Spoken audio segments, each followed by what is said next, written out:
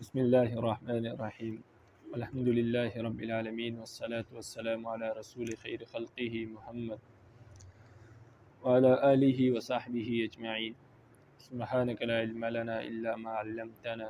انک انت العلیم الحکیم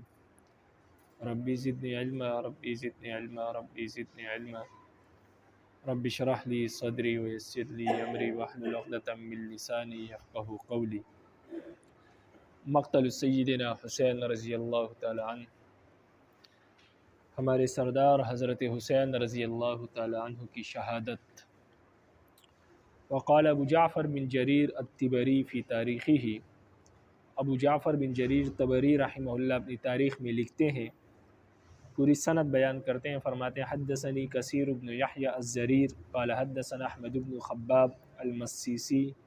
قال حدثنا خالد بن یزید عن عبد اللہ القسری قال حدثنا عمار الدہنی قال، عمار دہنی فرماتے ہیں کہ قلت لابی جعفر، میں نے ابو جعفر سے کہا، حدثنی عن مقتل الحسین کأنی حضرتہ، میں نے ابو جعفر سے کہا کہ مجھے حضرت حسین رضی اللہ تعالیٰ عنہ کی شہادت کے بارے میں اس طرح بتائیں کہ جس طرح گویا کہ میں اس کو دیکھ رہا ہوں، یعنی بالکل یوں بتائیں جیسے مجھے لگے کہ میں یہ منظر اپنی آنکھوں سے دیکھ رہا ہوں۔ فقال، تو ابو جعفر نے کہا کہ اقبل الحسین بکتاب مسلم ابن عقیل الذي كان كتبه إليه يأمره فيه بالقدوم عليه، فرماتے ہیں کہ مسلم بن عقیل جو کہ حضرت حسین کے چچا زاد بھائی تھے، جو حضرت حسین نے بھیجا تھا ان کو کہ آپ کوفہ میں جا کر دیکھیں کہ کوفہ کے لوگ واقعی میرے ہاتھ پر بیعت کرنا چاہتے ہیں یا کہ جھوٹ بول رہے ہیں۔ تو مسلم بن عقیل گئے، انہوں نے دیکھا، انہوں نے کہا کہ واقعی بیعت کرنا چاہتے ہیں۔ اس وقت نعمان بن بشیر کوفہ کے گورنر تھے، لیکن جب مسلم بن عقیل نے حسین رضی اللہ عنہ کو خط لکھا تو یزید کو یہ بات معلوم ہوئی اور انہوں نے گورنر تبدیل کر دیا اور ابن زیاد کو گورنر بنایا۔ ابن زیاد کو جب گورنر بنایا تو وہ رات کی تاریکی میں آیا اور مسلم بن عقیل کو انہوں نے قیدی بنا لیا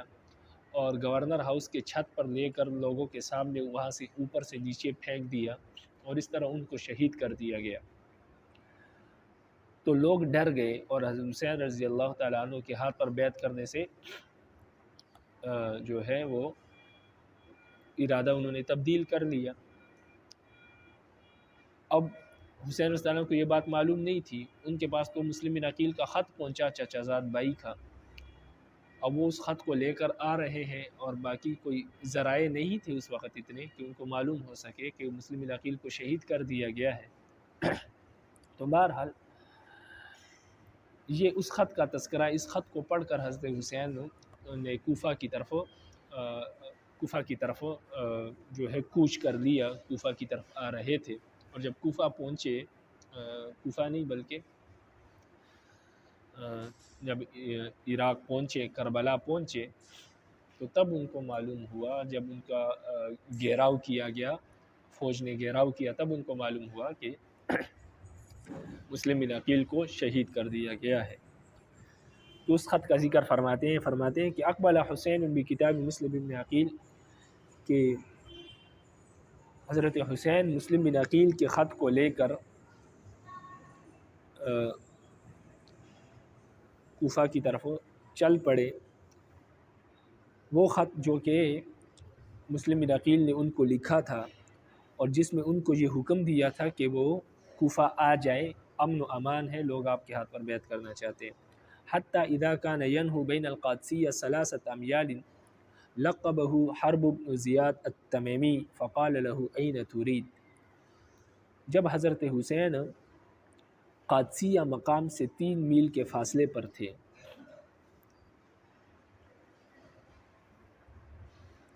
یعنی کوفہ کی طرف جا رہے تھے،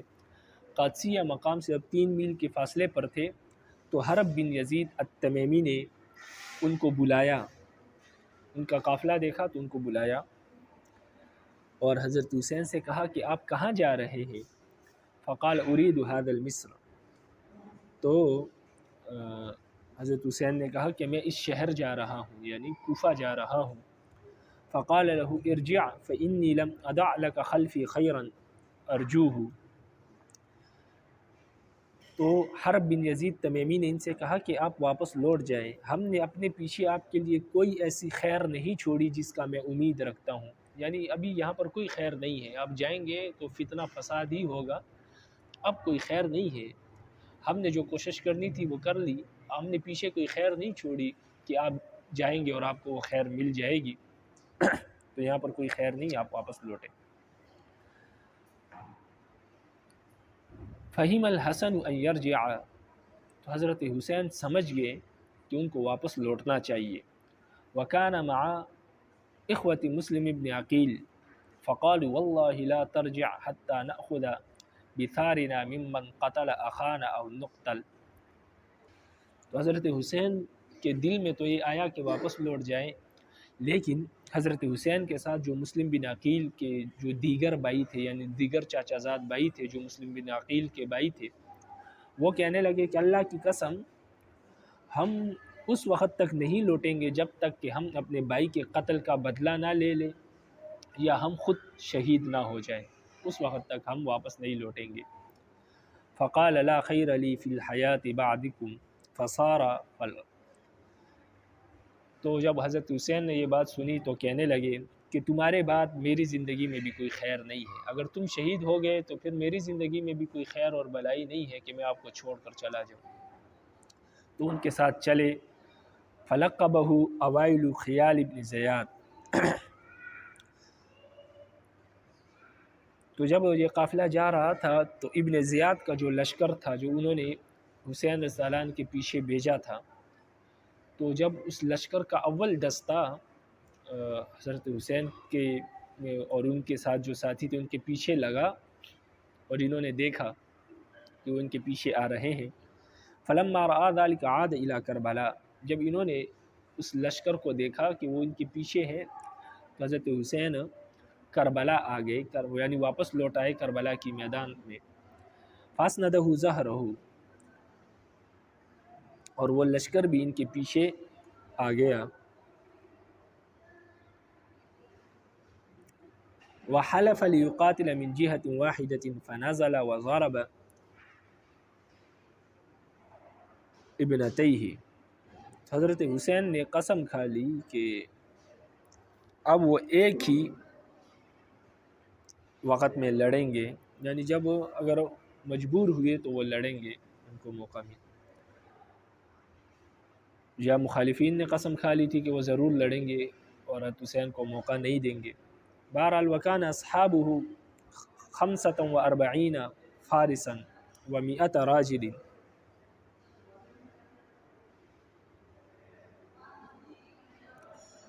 اور حضرت حسین کے جو ساتھی تھے وہ 45 گھڑ سوار تھے اور 100 پیدل تھے، یہ ان کے ساتھ اپنے ہی خاندان کے لوگ تھے، 45 گھڑ سوار تھے جن کے پاس سواریاں تھیں اور 100 پیدل تھے۔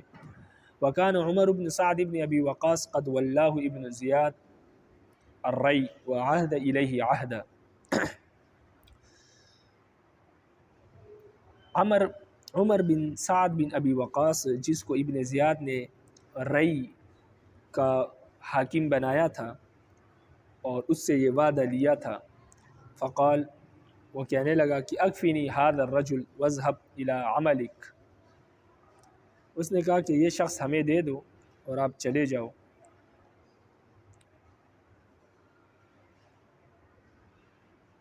نہیں، بلکہ ابن زیاد نے جب عمر بن سعد بن ابی وقاص کو حکمران بنایا رئی کا تو ان سے یہ وعدہ لیا اور ان سے کہا کہ آپ نے حضرت حسین میرے حوالہ ان کو گرفتار کر کے میرے حوالے کرنا ہے آپ نے، پھر آپ جو چاہے کریں۔ تو اس نے کہا کہ اس معاملے میں مجھے معاف کر دیں، میں یہ کام نہیں کر سکتا، لیکن ابن زیاد نے ان کو معاف کرنے سے انکار کیا، انہوں نے کہا کہ نہیں، اس بارے میں چھوٹ نہیں ہے، آپ نے حضرت حسین گرفتار کر کے مجھے دینے ہیں لازمی طور پر۔ فقال انظرنی اللیل فأخروا فنظر فی امرہ فلما اصبح غدا علیہ راضیا بما امرہ، تو جب سعد نے دیکھا کہ ابن زیاد اس بات پر راضی نہیں ہو رہے، یعنی وہ مجھے نہیں چھوڑ رہے، تو انہوں نے ابن زیاد سے کہا کہ مجھے ایک رات کی مہلت دے دے تاکہ میں ایک رات میں سوچوں کہ میں نے کیا کرنا ہے۔ تو جب انہوں نے رات بھر سوچا تو اس بات پر راضی ہو گئے کہ جب صبح ہوئی تو اس بات پر راضی ہو گئے کہ جو ابن زیاد نے ان کو حکم دیا کہ حسین کو گرفتار کرنے کا تو وہ کریں گے۔ تو جب اس پر راضی ہو گئے تو فتوجہ الیہ عمر بن سعد فلما اتاہ قال له الحسین، تو ابن زیاد نے جو حکم دیا تھا عمر بن سعد اس پر راضی ہو گئے کہ ٹھیک ہے میں حسین کو گرفتار کروں گا۔ اور جب صبح ہوئی تو پھر حضرت حسین کی طرف وہ روانہ ہو گئے، حسین کی طرف چلے گئے ان کو گرفتار کرنے کے لیے۔ تو جب وہ حسین کے رضی اللہ تعالیٰ عنہ کے پاس پہنچے تو حضرت حسین ان سے کہنے لگے اختر واحدۃ من ثلاث اما ان تدعونی فانصرف من حیث جئت، فرمایا تین باتوں میں سے ایک بات کا مجھے اختیار دے دو۔ حضرت حسین نے ان سے کہا کہ تین باتوں میں ایک بات کا مجھے اختیار دے دو، یا تو مجھے چھوڑ دو کہ میں واپس چلا جاؤں جہاں سے میں آیا تھا، یعنی میں تو اس لیے آیا تھا کہ کوفہ والے میرے ہاتھ پر بیعت کریں گے، لیکن یہاں پر خود ہی یہ لوگ میرے مخالف ہیں، تو مجھے چھوڑ دو تاکہ میں واپس چلا جاؤں اپنے شہر یعنی مدینہ۔ وَإِمَّا أَن تَدْعُونِي فَأَذْهَبْ إِلَىٰ يَزِيد، یا مجھے چھوڑ دو کہ میں یزید کے پاس چلا جاؤں اور اپنا معاملہ اس سے خود حل کروں، اس لیے کہ میرا چچا زاد بھائی ہے دور کا، ہم آپس میں معاملہ حل کر لیں گے۔ وَإِمَّا أَن تَدْعُونِي فَأُلْحِقْ بِالصَّغُورِ، اور یا مجھے چھوڑ دو کہ میں کہیں کسی طرف نکل جاؤں اور وہیں پر اپنے گھر والوں کے ساتھ زندگی بسر کروں، اس لیے کہ حسین کے ساتھ اللہ تعالیٰ عنہ کے ساتھ ان کے گھر والے بھی تھے، بچے بھی تھے۔ فقبل ذلك عمر، تو عمر نے یہ بات قبول کر لی، یعنی انہوں نے کہا ٹھیک ہے تین باتوں میں سے ایک بات کا آپ کو اختیار دے دیں گے۔ تو فكتب الیہ عبید بن زیاد، تو انہوں نے یہ بات عبید بن زیاد کو لکھی، یعنی ابن زیاد کو یہ بات لکھی کہ حسین یہ کہہ رہے ہیں کہ ان کو تین باتوں میں سے ایک اختیار دیا جائے۔ تو ابن زیاد نے کہا کہ نہیں، ولا کرامۃ حتی یضع یدہ فی یدی، تو ابن زیاد نے کہا کہ نہیں، تین باتوں میں سے کسی بات کی اختیار نہیں ہے، اور اس وقت تک ان کو کوئی عزت اور شرافت ہم نہیں دے سکتے جب تک کہ وہ میرے ہاتھ پر بیعت نہ کرے۔ فقال الحسین، حسین نے کہا کہ لا واللہ لا یکون ذلک ابدا، حضرت حسین نے کہا کہ نہیں، اللہ کی قسم یہ کبھی نہیں ہو سکتا کہ میں ابن زیاد کے ہاتھ پر بیعت کروں، وہ ظالم آدمی ہے۔ فقاتلہ فقتل اصحاب الحسین کلہم وفیہم بضع عشر شابا من اہل بیتہ، تو جب حضرت حسین نے یہ کہا تو ابن زیاد کے لشکر نے حضرت حسین سے قتال شروع کیا، تو حضرت حسین کے تمام ساتھیوں نے حضرت حسین کے ساتھ لڑنا شروع کیا، اور اس میں 10 نوجوان تھے جو حضرت حسین کے گھر والے تھے، یعنی اہل بیت سے تعلق رکھتے تھے۔ وجاءہم سہم فاصاب ابنا لہم فی حجرہ فجعل یمسح الدم، تو ایک تیر آیا اور حضرت حسین کے جو گود میں جو ان کا بیٹا تھا ان کو لگا اور ان کے گردن سے خون بہنے لگا۔ حضرت حسین نے اس وقت کہا اللہم احکم بیننا وبین قوم دعونا لینصروننا فقتلونا، تو یہ خون بہتے ہوئے حضرت حسین کہنے لگے اے اللہ ہمارے اور اس قوم کے درمیان آپ ہی فیصلہ فرما دے جنہوں نے ہم پر حملہ کیا ہے اور ہمارے ساتھ قتال کر رہے ہیں، ہمیں قتل کر رہے ہیں۔ ثم امر بحبرۃ فشقها ثم لبسها وخرج بسیفہ، پھر انہوں نے اپنا خیمہ پھاڑا اور لباس پہنا یعنی زرہ پہنی اور اپنا اپنی تلوار نکالی، فقاتل حتی قتل، اور لڑتے رہے یہاں تک کہ شہید ہو گئے۔ قتلہ رجل من مزحج وحضر رأسہ،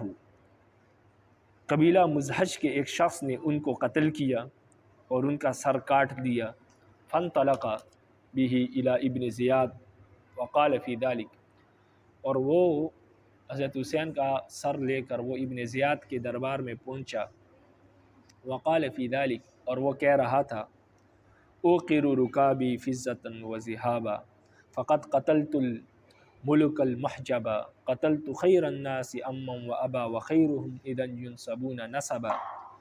اس نے کہا کہ میرے گھوڑے کے جو رکاب ہے اس کو سونے اور چاندی کا بنا دو، اس لیے کہ آج میں نے ایسے بادشاہ کو قتل کیا ہے اور لوگوں میں سب سے بہترین آدمی کو قتل کیا ہے جن کے والدین سب سے بہترین ہے، یعنی اپنے والدین کے اعتبار سے جو سب سے بہترین آدمی ہے لوگوں میں، مخلوق میں نے اس کو آج قتل کیا، اور وہ سب سے بہترین ہے اپنے خاندان کے اعتبار سے۔ تو یہ بھی مان رہا تھا کہ سب سے بہترین ہے، لیکن بدبخت لوگ تھے، ان کو قتل کیا۔ قال فأوفده إلى يزيد بن معاوية فوضع رأسه بين يديه وعنده أبو برزة الأسلمي فجعل يزيد يكنت بالقضيب على فيه يفلقنا هاما من رجالة أعز علينا وهم كانوا أعق وأظلم۔ مورخین لکھتے ہیں کہ حضرت حسین کا سر ابن زیاد نے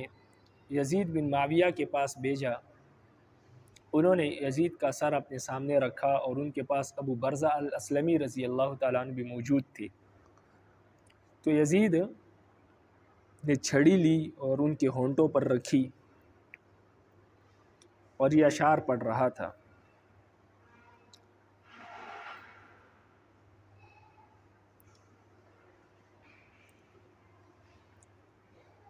بہرحال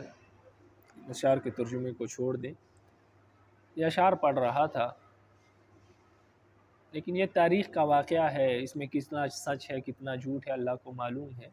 تو تاریخ نے بہت کچھ جھوٹ وغیرہ بھی لکھے ہیں۔ بہرحال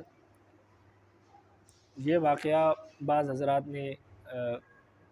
ابن زیاد کے حوالے سے نقل کیا ہے، یزید سے یہ منسوب نہیں ہے، لیکن بعض مورخین نے یزید کا نام لیا ہے۔ اب واللہ عالم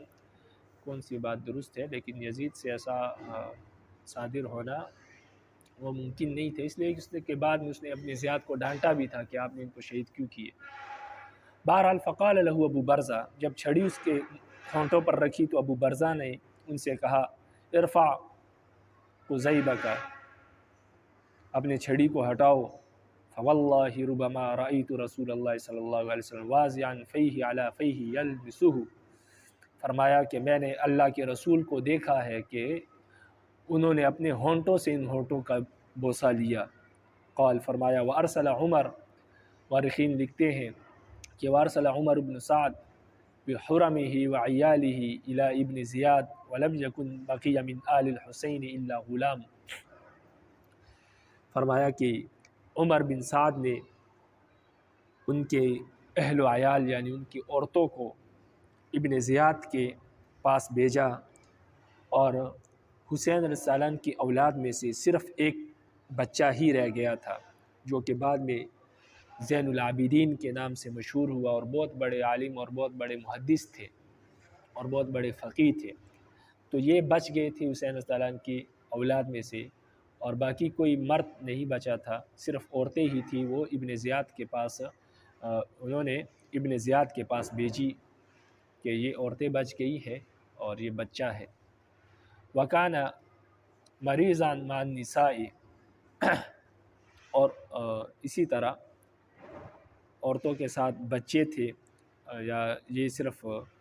جو ہے زین العابدین، امام زین العابدین جس کا نام علی اصغر ہے، یہ بچ گئے تھے اور یہ اس وقت دودھ پیتے بچے تھے۔ فامر بہ ابن زیاد لیقتل، تو ابن زیاد نے حکم دیا کہ اس کو بھی قتل کیا جائے، یہ بہت ظالم آدمی تھا۔ فطرحت زینب نفسها علیہ، تو حضرت زینب ان کے اوپر گر گئی پوری کہ میں ان کو قتل کرنے نہیں دوں گا، مجھے پہلے قتل کیا جائے۔ وقالت، اور فرمایا، واللہ لا یقتل اختی، واللہ لا یقتل حتی تقتلنی، فرق لها وکف عنہ۔ تو حضرت زینب جب گر گئی علی اصغر پر، جو بالکل دودھ پیتے بچے تھے، اور کہا کہ اللہ کی قسم جب تک تم مجھے قتل نہیں کرو گے میں اس کو قتل کرنے نہیں دوں گی۔ تو ان کا دل اس کے لیے نرم ہوا اور اس کو چھوڑ دیا۔ قال فرماتے ہیں فارسلہم الی یزید فجمع یزید من کان بحضرت من اہل الشام ثم دخلوا علیہ فنہوہ بالفتح فقام رجل منهم احمر ارزق ونظر الى وصیفة من بناتی فقال یا امیر المؤمنین ہب لی هذه فقالت زینب لا ولا کرامۃ لک ولا له الا لا تخرجا من دین اللہ قال فدعاها الارزق فقال له يزيد كف عن هذا ثم ادخلهم على عياله ثم حملهم الى المدینہ فلما دخلوها خرجت امرأة من بني عبد المطلب ناشرة شعرها وازعة كمها على رأسها تطلقاهم وهي تبكي وتقول۔ ابن زیاد نے ان کو یزید کے پاس بھیجا اور یزید کے پاس ان کے جو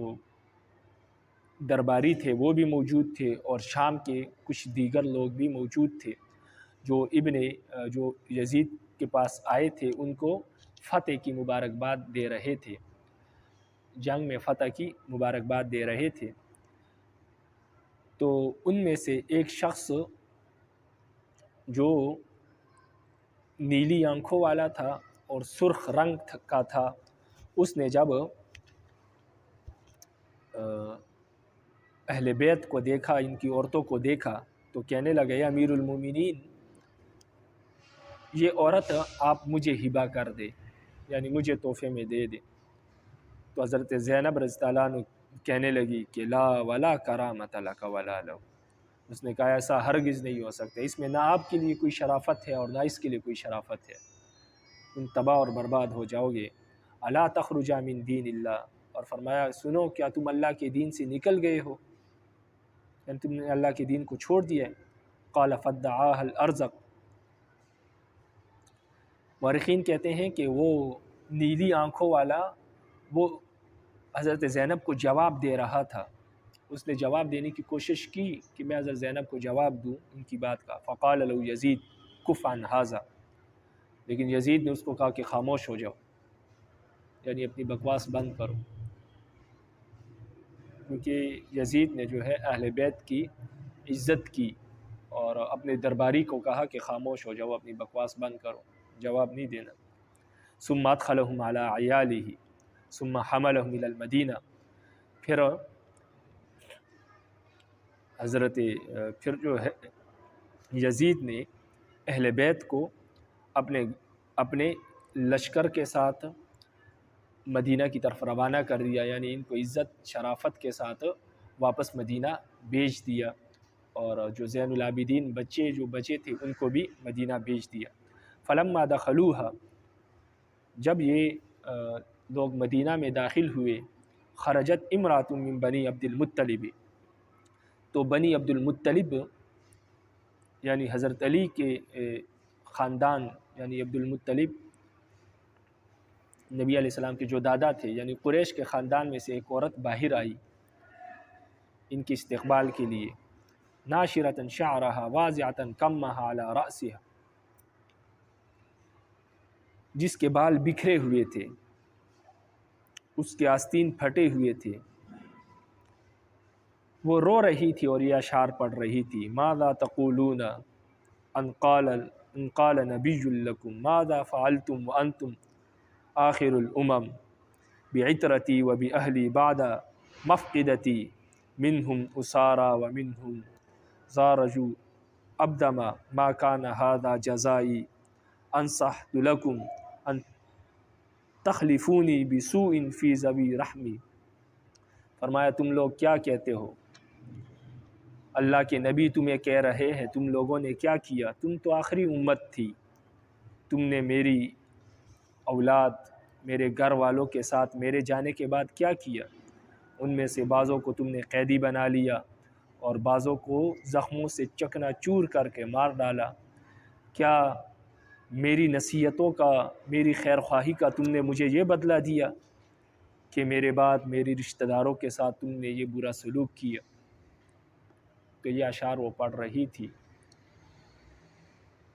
وقت تأول علیہ من قتلہ ان جاء لیفرق کلمۃ المسلمین بعد اجتماعها وليخلق من بايعه من الناس واجتمعوا علیہ۔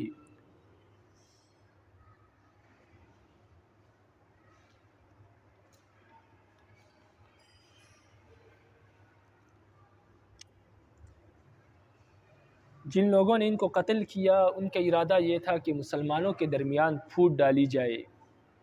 کیونکہ مسلمان مجتمع ہو گئے تھے، ایک پلیٹ فارم پر تھے، ایک خلیفہ پر متفق تھے، تو ان کا یہ ارادہ تھا کہ اس طریقے سے مسلمانوں کے درمیان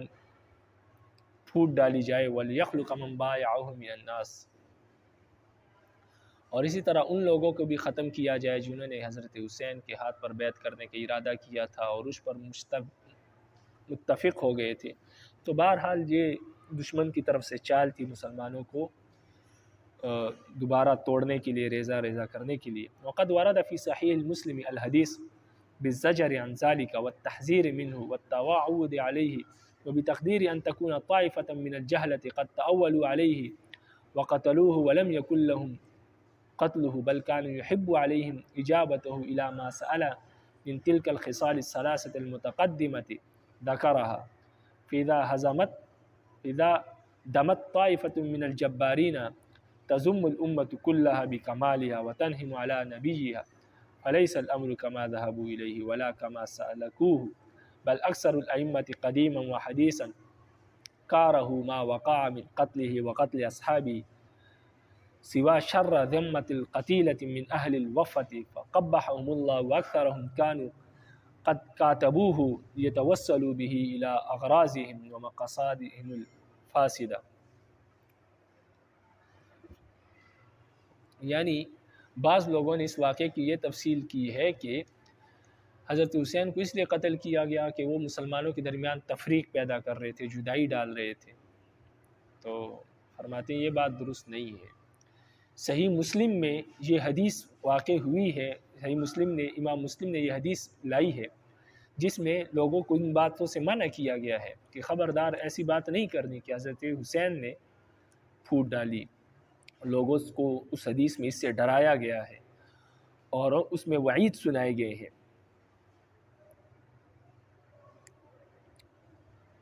تو لیکن اس کے باوجود بعض جاہل لوگوں نے اس واقعے کی یہ تفصیل کی ہے اور کہا ہے کہ حضرت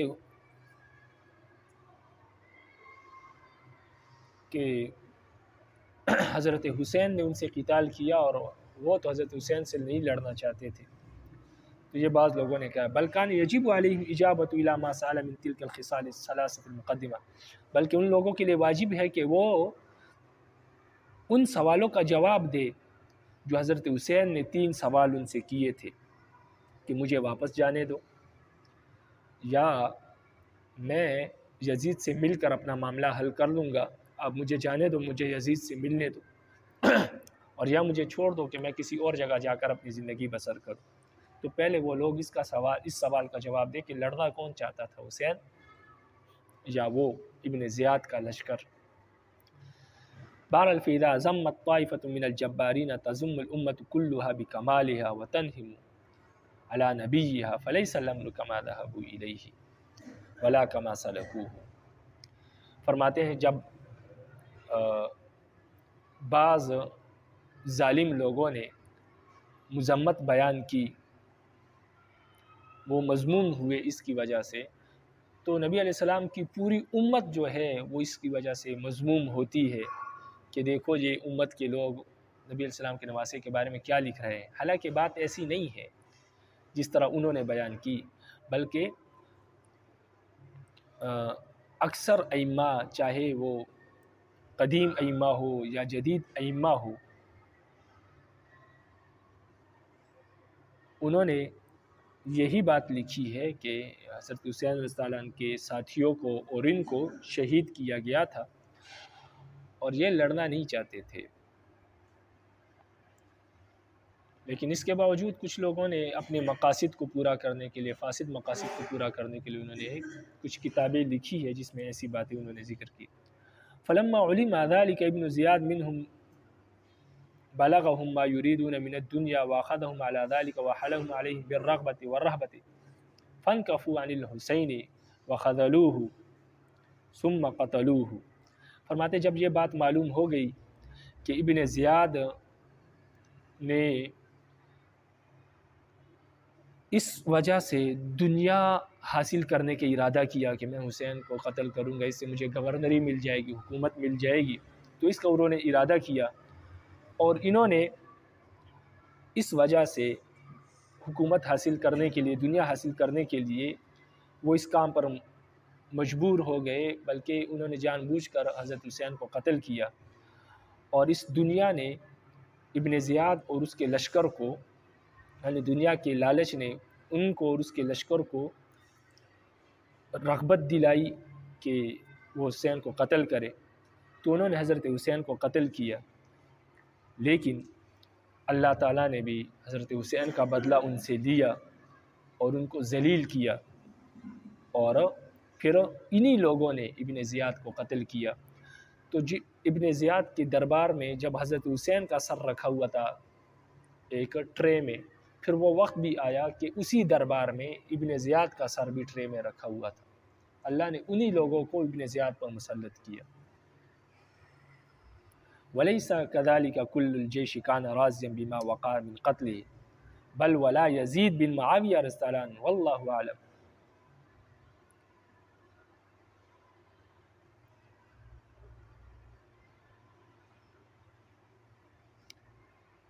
فرماتے ہیں معاملہ ایسا نہیں تھا کہ تمام لشکر اس پر راضی تھا کہ حسین رضی اللہ عنہ کے قتل کا جو واقعہ ہوا تمام لشکر اس پر راضی نہیں تھا،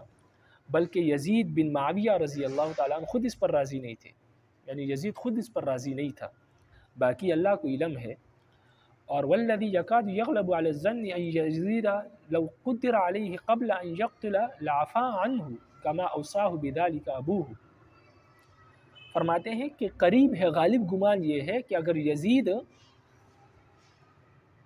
ان کو قتل کرنے سے پہلے، حسین کو قتل کرنے سے پہلے اگر یزید ان سے مل لیتا،